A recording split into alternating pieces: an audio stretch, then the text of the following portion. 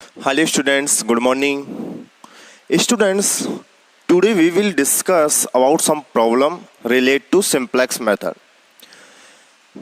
आज हम कुछ प्रॉब्लम्स देखने वाले हैं सिंप्लेक्स मेथड पे बेस, और उन प्रॉब्लम में स्टूडेंट्स हम ये देखते हैं कि हमारे पास में अगर कोई प्रॉब्लम दी गई है तो उसे सबसे पहले सिंप्लेक्स मेथड से सॉल्व करने के लिए स्टैंडर्ड फॉर्म में बनाना होता है। स्टैंडर्ड फॉर्म में बनाने के बाद फर्स्ट सिंप्लेक्स टेबल बनानी होती है, और फर्स्ट सिंप्लेक्स टेबल बनाने के बाद अगर हमें ऑप्टिमलिटी टेस्ट कंप्लीट हो जाता है, ऑप्टिमलिटी टेस्ट सेटिस्फाई हो जाता है, देन वहीं पे अपना प्रोसीजर स्टॉप हो जाता है और हम सॉल्यूशन रीडिंग कर लेते हैं।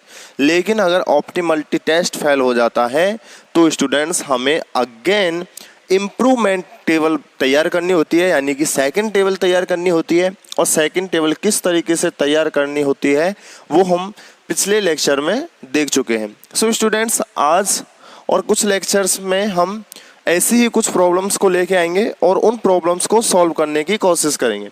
उन प्रॉब्लम्स में अगेन, क्योंकि जैसे ही आप 2-3 प्रॉब्लम्स देखते चलोगे तो आपके जो भी फर्स्ट सिंप्लेक्स टेबल से सेकंड सिंप्लेक्स टेबल कैसे तैयार की जाती है वो सारी प्रोसीजर माइंड में अच्छे से सेट हो जाएगी। सो स्टूडेंट्स, आज हम बात करने वाले हैं एक प्रॉब्लम की, और ये प्रॉब्लम कुछ इस तरीके से है जहां maximum z is equal to 3x1 plus 2x2 है। सब्जेक्ट टू कंस्टेंट्स अर्थात प्रतिबंध जो है वो 2x1 plus x2 less than equal to 2, 3x1 plus 4x2 greater than equal to 12 and non negative restriction x1 x2 greater than equal to 0 है।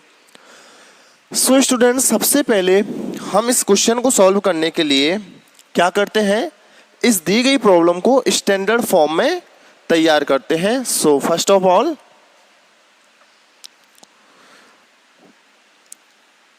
देखिए, सबसे पहले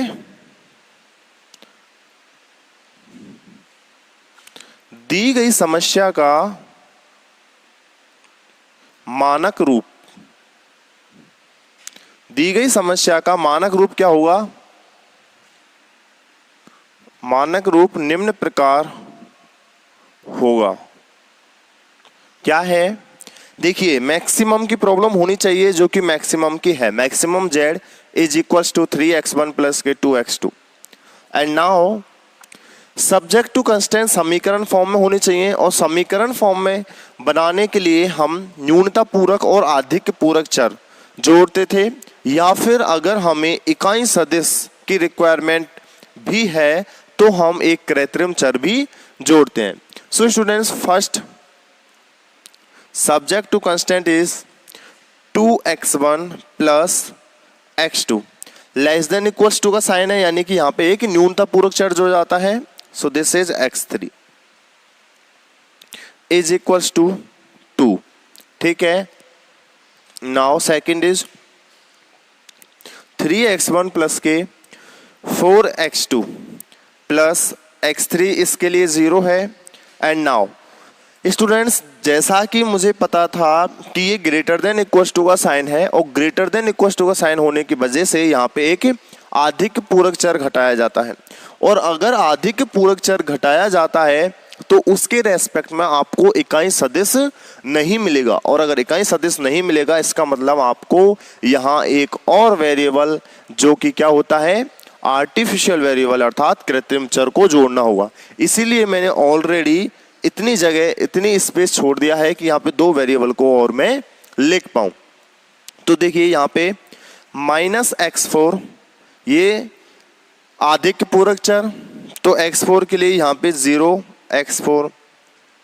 अब देखिए, क्योंकि मेरे पास में यहाँ पे 1 0 मिल जाता है x3 के रेस्पेक्ट में एक इकाई सदिश, लेकिन x4 के रेस्पेक्ट में इकाई सदिश 0 -1 मुझे नहीं मिलता है। इसलिए 0 1 बनाने के लिए देखिए इकाई सदिश 1 0 तो मुझे मिल गया, किसकी जरूरत है, 0 1 की। सो 0 प्लस के x5 यहाँ पे जोड़ दिया इज इक्वल टू 12। सो यहाँ पे 0x5, ये हुआ अपने पास में प्रतिबंध का काम कंप्लीट।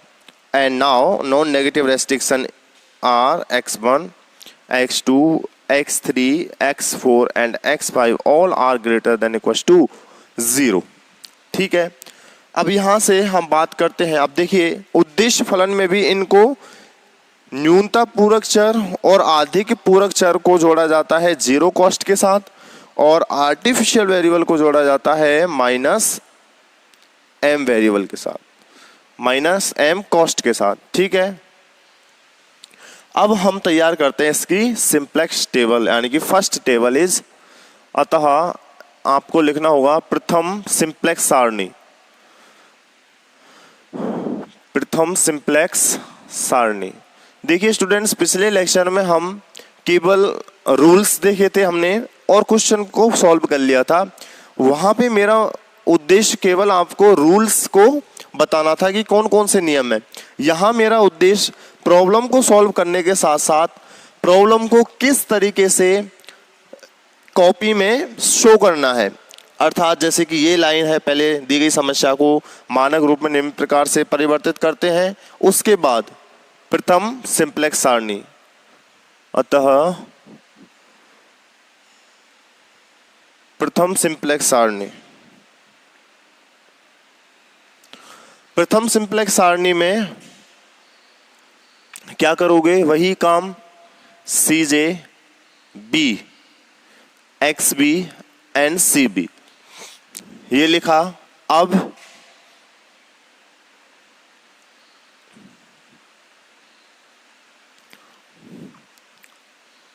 इसके साथ में कौन कौन से x1 x2 x3 x4, x1 ठीक है, x2 x3 x4 and x5, ये हो गए अपने पास में 5 वेरिएबल जो कि प्रॉब्लम में मानक रूप में परिवर्तित करने के बाद मिले हैं। कॉस्ट लिख लेते हैं उद्देश्य फलन में 3 2 0 0 माइनस एम। अब क्या करना है, क्योंकि दो समीकरण हैं, दो रेस्ट्रिक्शन प्रतिबंध है, तो 2 कॉलम बनाए। अब यहाँ पे b को लिखा, b 2 और 12, 2 12, x1 के कोएफिशिएंट्स 2 3, 2 और 3, x2 के 1 4,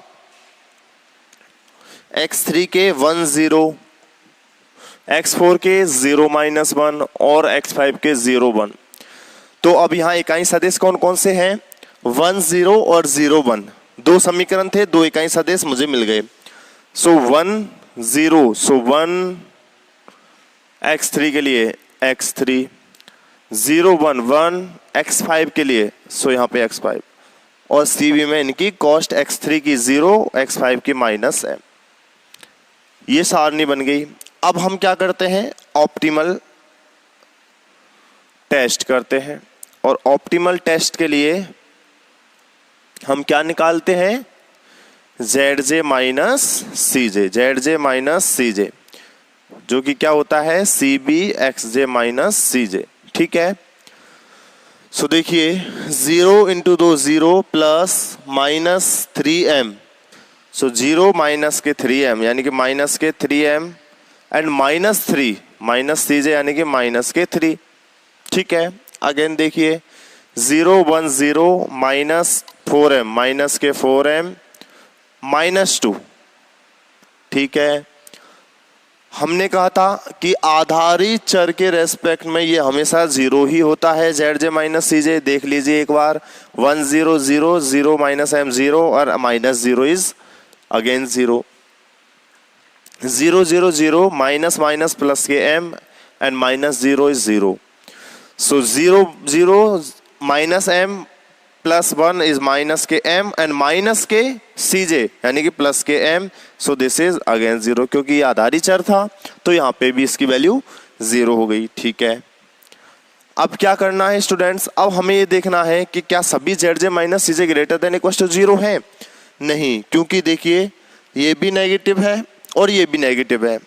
अब ZJ माइनस CJ अगर नेगेटिव मिल गए तो अब आगे का काम क्या है कि मोस्ट नेगेटिव कौन सा है, अर्थात सबसे कम ऋणात्मक कौन सा है। सो देखिए ये है माइनस के 3m माइनस 3 और ये है माइनस 4m माइनस 2। जब m ही बहुत बड़ी संख्या है तो माइनस m बहुत छोटी संख्या हो जाएगी, और माइनस के 3m इससे भी छोटी संख्या हो जाएगी, और माइनस के 4m तो इससे भी छोटी संख्या हो जाएगी। इसका मतलब इन सभी में, इन दोनों में सबसे छोटी कौन सी हुई? ये।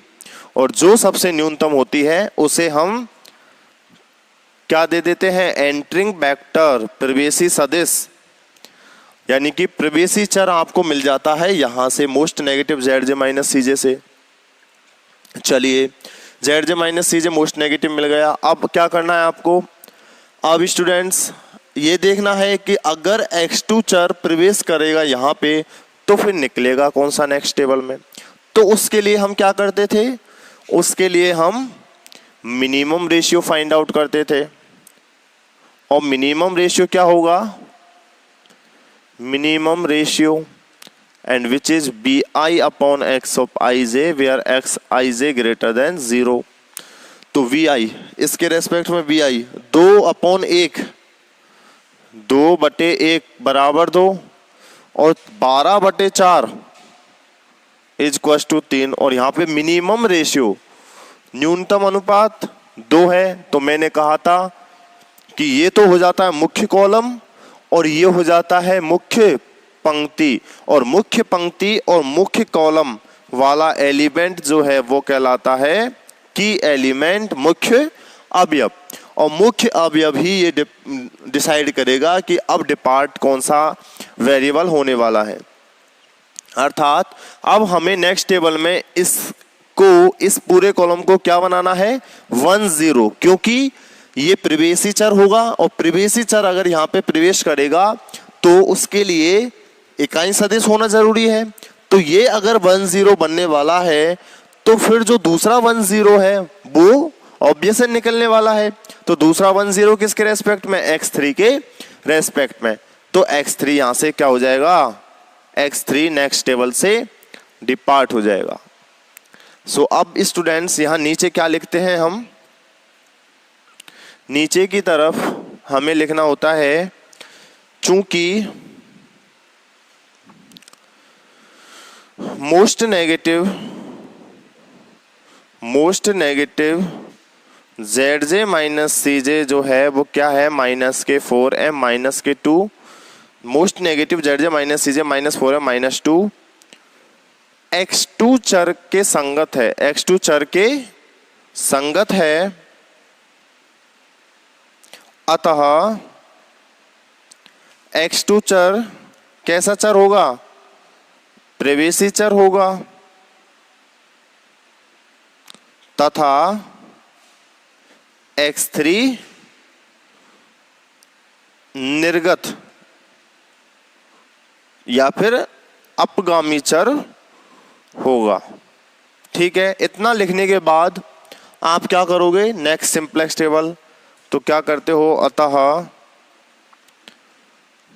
द्वितीय सिंप्लेक्स सारणी,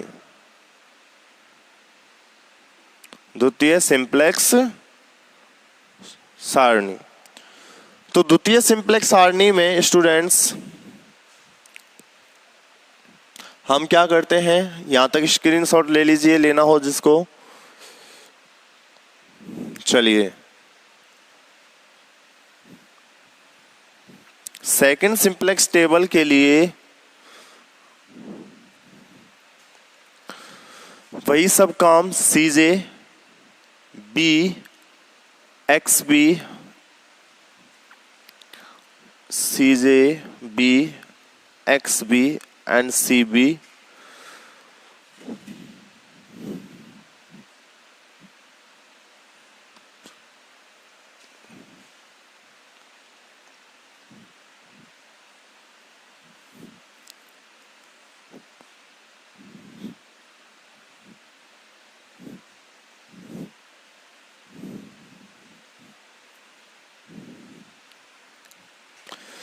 CJ क्या है? 3 2 0 0 माइनस के m। ठीक है, x1 x2 x3 x4 and x5।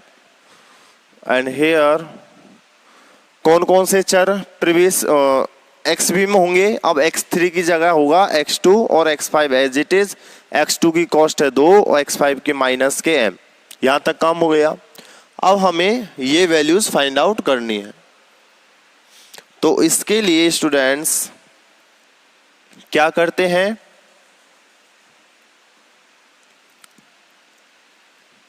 देखिए क्योंकि हमें x2 को 1 और 0 बनाना है, x2 को अगर 1 0 बनाना है तो देखिए स्टूडेंट्स हमें x2 में ऑलरेडी 1 दिख रहा है। अगर आपको x2 में ऑलरेडी यहाँ पे 1 दिख रहा है और हमें चाहिए भी 1 यहाँ पे, तो इस रो को मैं एज इट इज लिख देता हूं। तो इस रो को अगर मैं एज इट इज लिख देता हूं,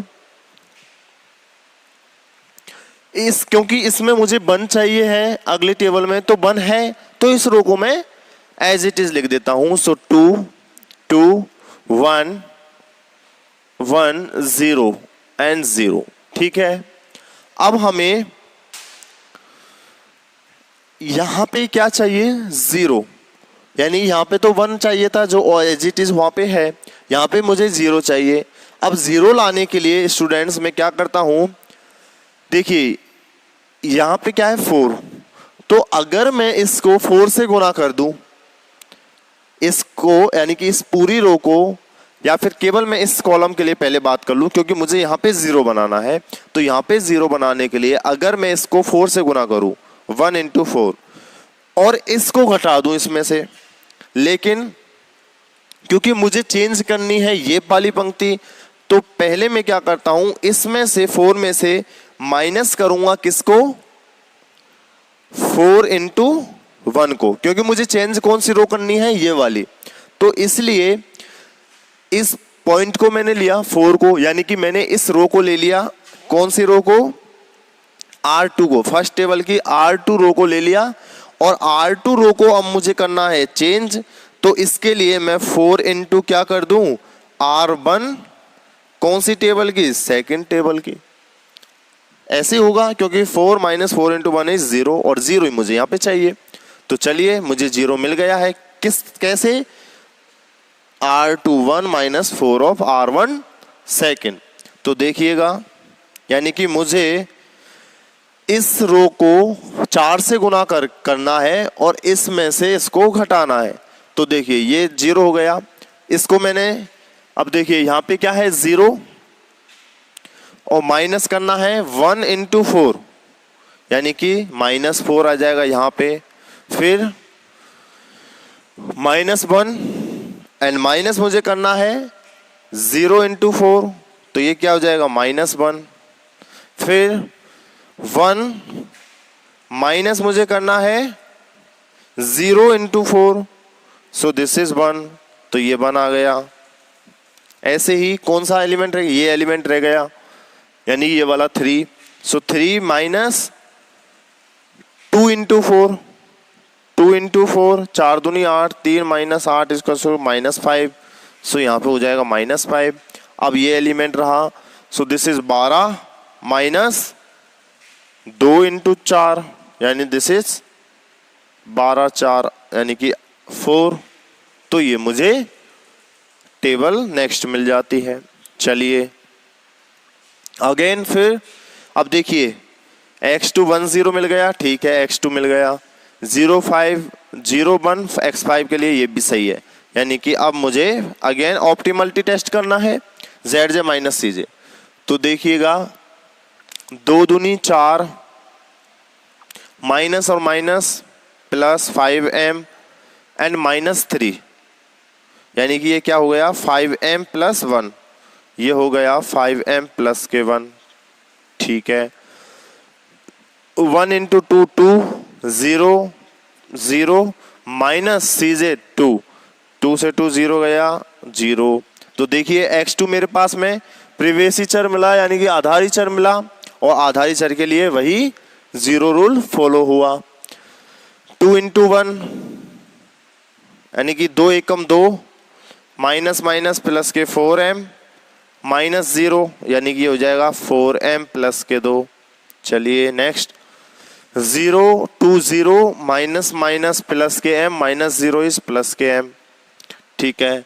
और फिर यहाँ पे मुझे 0 0 0 minus m minus minus this is 0। ठीक है। सो स्टूडेंट्स अब देखिए, आपने देखा यहाँ पे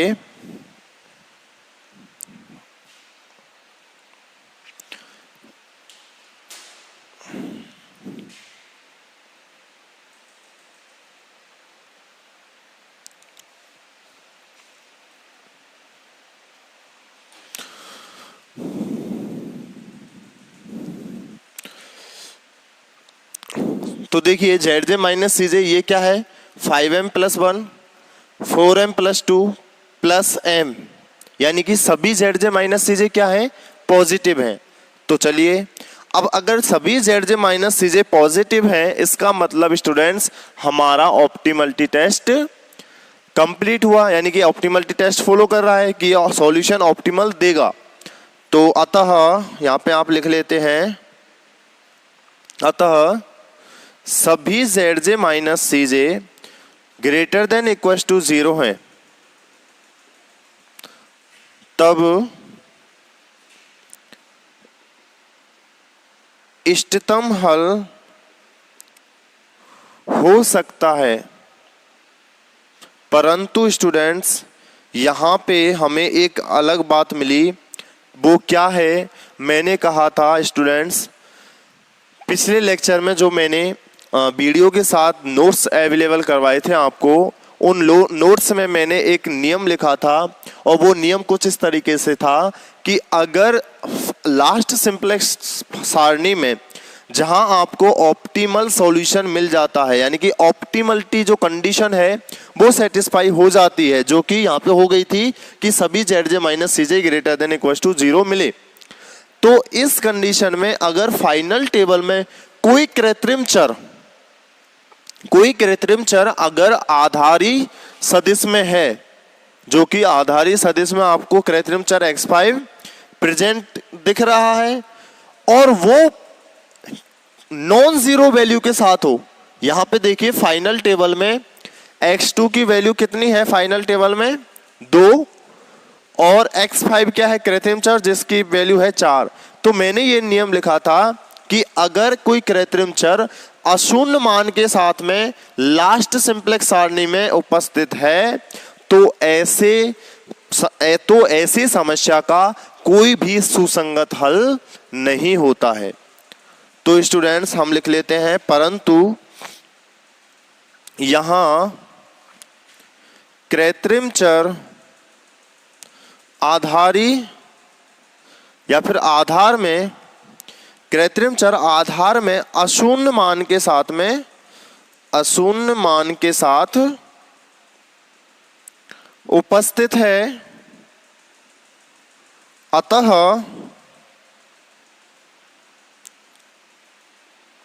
दी गई समस्या का कोई भी इष्टतम हल नहीं होगा, सुसंगत हल नहीं होगा। इष्टतम तो बहुत दूर की बात है, सुसंगत हल ही नहीं होगा, सुसंगत हल नहीं होगा। अब सुसंगत ही नहीं होगा तो फिर इष्टतम तो कहां से मिलेगा। सो स्टूडेंट्स देखिए, इस क्वेश्चन को मैंने इसीलिए उठाया था क्योंकि मुझे ये एक रूल आपको समझाना था कि अगर आपके पास में लास्ट सिंपलेक्स सारणी मिली जहां आपने ऑप्टिमलिटी चेक किया कि सभी Z J minus C J greater than equal to 0 है, लेकिन स्टूडेंट्स उसके साथ साथ आपको ये भी देख लेना है कि क्या कहीं आधार में कोई कृत्रिम चर नॉन जीरो वैल्यू के साथ तो उपस्थित नहीं। सो स्टूडेंट्स हमें वो चीज भी दिख गई कि यहाँ पे आधार में एक कृत्रिम चर नॉन जीरो अशून्य मान के साथ में उपस्थित था। तो ऐसे केस में स्टूडेंट्स इस समस्या का कोई भी सुसंगत हल नहीं होता, और अगर कोई सुसंगत हल नहीं होता इसीलिए मैंने इस लाइन को इस तरीके से लिखा है कि तब इष्टतम हल हो सकता है। तो इस लाइन को अगर आप कट करना चाहो तो कट कर सकते हैं और फाइनल आप लिख देंगे कि क्या लिखना है, अतः समस्या का कोई इष्टतम हल नहीं होगा, कोई इष्टतम हल नहीं है। ठीक है, तो इस तरीके से स्टूडेंट्स आज हमने ये प्रॉब्लम देखी जहां एक जो नियम था सिंप्लेक्स सारणी को सॉल्व करते समय, वो नियम हम देख चुके हैं। देखिए स्टूडेंट्स, पिछले लेक्चर में हमने एक चीज पे गौर की थी कि अगर आपके पास में यहाँ पे नेगेटिव वैल्यू है और ऊपर की सारी वैल्यू नेगेटिव है तो वहां आपको अनबाउंडेड सॉल्यूशन मिला। तो एक नियम इसको हमेशा याद रखना, यानी कि आपको फाइनल टेबल में ये चीज नोटिस करनी है कि क्या कुछ ऐसा नियम तो नहीं बन रहा, यानी कि वो चीज भी आपको देखनी होगी। साथ ही साथ एक चीज ये भी आ गई आपको इस प्रॉब्लम में कि क्या कहीं आधार में कोई कृत्रिम चर अशून्य मान के साथ तो उपस्थित नहीं है। अब यहाँ पे आप क्या गलती करते हैं, ये चीज देखते नहीं हो और फाइनली आप लिख देते हैं कि सभी ZJ minus CJ greater than 0 है तो आपको इष्टतम हल मिल जाएगा। नहीं स्टूडेंट्स, मैंने बिल्कुल क्लियरली वहां पे लिखा हुआ है कि अगर कोई कृत्रिम चर अशून्य मान के साथ में आपको दिख रहा है तो ऐसी समस्या का कोई भी सुसंगत हल नहीं होगा, अतः कोई इष्टतम हल भी नहीं होगा। ठीक है स्टूडेंट्स, तो दो चीज हमें मिली, पिछले लेक्चर में अलग चीज मिली, आज के लेक्चर में कुछ अलग चीज सीखने को मिली। सो हम नेक्स्ट लेक्चर में और ऐसी ही कुछ प्रॉब्लम देखेंगे जहां शायद हमें कुछ और भी चीज सीखने को मिले। ठीक है स्टूडेंट्स, बाकी आप क्वेश्चन आएगी इस चैप्टर से रिलेट जो कि 4th चैप्टर है आपका सिंप्लेक्स एल्गोरिथम। ठीक है, नेक्स्ट लेक्चर में मिलते हैं। Thank you.